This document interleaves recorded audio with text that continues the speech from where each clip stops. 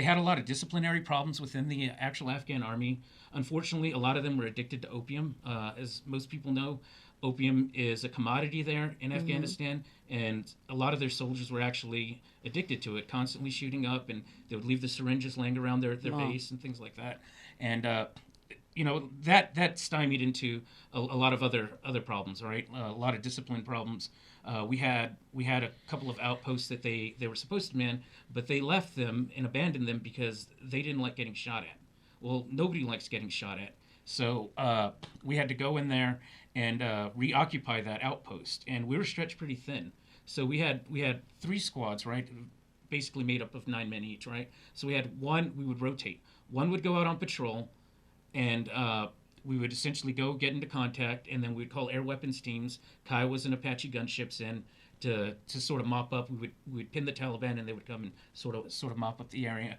Another squad would be on security on our mountain, and then the third squad would be out holding down the outpost just by themselves, and we would switch. We'd spend about 7 to 11 days doing each, and we'd rotate. So we weren't really getting much sleep either.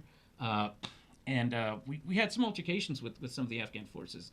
The Obama administration actually started a drawdown in 2012 when I was there, and we were short-staffed, I guess you would call it, as it was. And each platoon in across the country had to give up 3 people. I can't remember the exact numbers. I think it was around 3. But we started sending folks home, even though we were shorthand. So that drawdown had started, right? And President Trump comes into office, and he was 100% right. He said, "Great nations do not fight endless wars." He pledged to bring the troops home. Unfortunately, for whatever reason, he wasn't able to do it. And in comes President Biden, and he gets the troops out of there, right? So, so this is something that needed to be done.